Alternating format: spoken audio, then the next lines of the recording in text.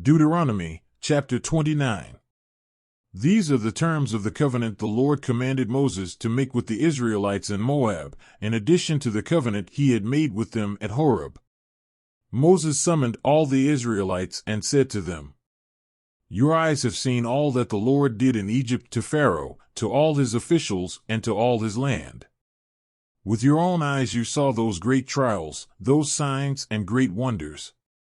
But to this day the Lord has not given you a mind that understands, or eyes that see, or ears that hear.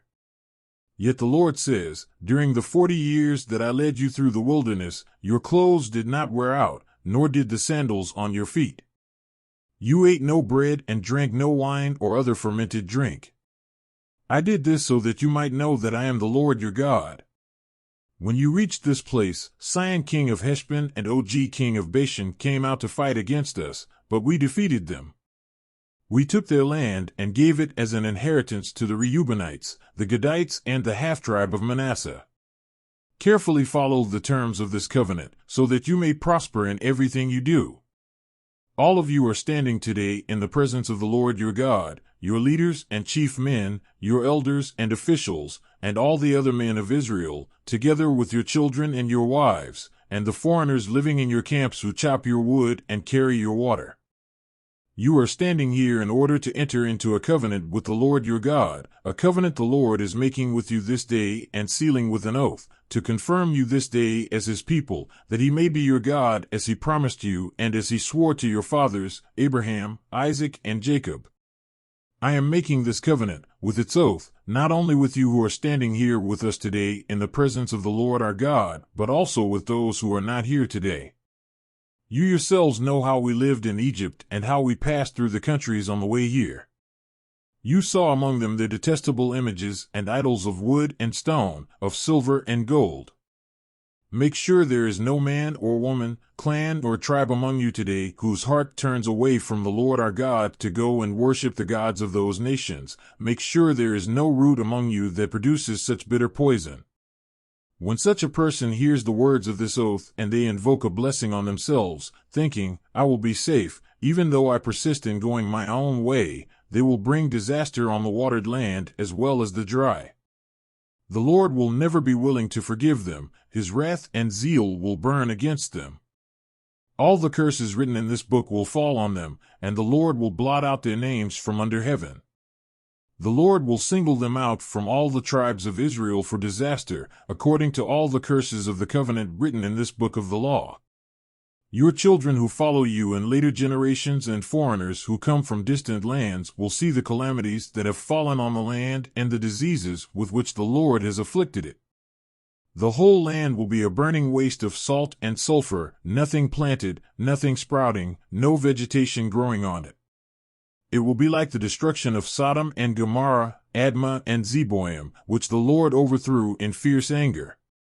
All the nations will ask, why has the Lord done this to this land?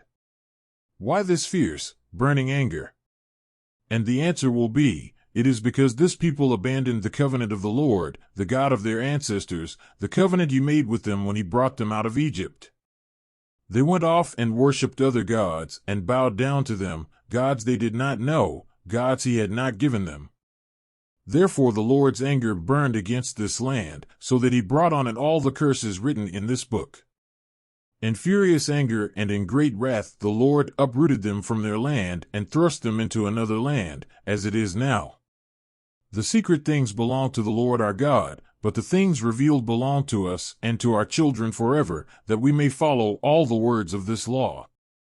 Deuteronomy, chapter 30. When all these blessings and curses I have set before you come on you, and you take them to heart wherever the Lord your God disperses you among the nations, and when you and your children return to the Lord your God and obey him with all your heart and with all your soul according to everything I command you today, then the Lord your God will restore your fortunes and have compassion on you and gather you again from all the nations where he scattered you. Even if you have been banished to the most distant land under the heavens, from there the Lord your God will gather you and bring you back. He will bring you to the land that belonged to your ancestors, and you will take possession of it. He will make you more prosperous and numerous than your ancestors. The Lord your God will circumcise your hearts and the hearts of your descendants, so that you may love him with all your heart and with all your soul, and live. The Lord your God will put all these curses on your enemies who hate and persecute you. You will again obey the Lord and follow all his commands I am giving you today. Then the Lord your God will make you most prosperous in all the work of your hands, and in the fruit of your womb, the young of your livestock, and the crops of your land. The Lord will again delight in you and make you prosperous, just as he delighted in your ancestors, if you obey the Lord your God and keep his commands and decrees that are written in this book of the law, and turn to the Lord your God with all your heart and with all your soul. Now what I am commanding you today is not too difficult for you or beyond your reach. It is not up in heaven, so that you have to ask, who will ascend into heaven to get it and proclaim it to us so we may obey it? Nor is it beyond the sea, so that you have to ask, who will cross the sea to get it and proclaim it to us so we may obey it? No, the word is very near you, it is in your mouth and in your heart so you may obey it. See, I set before you today life and prosperity, death and destruction. For I command you today to love the Lord your God, to walk in obedience to him, and to keep his commands, decrees and laws. Then you will live and increase, and the Lord your God will bless you in the land you are entering to possess. But if your heart turns away, and you are not obedient, and if you are drawn away to bow down to other gods and worship them, I declare to you this day that you will certainly be destroyed. You will not live long in the land you are crossing the Jordan to enter and possess. This day I call the heavens and the earth as witnesses against you that I have set before you life and death, blessings and curses. Now choose life, so that you and your children may live, and that you may love the Lord your God, listen to his voice, and hold fast to him.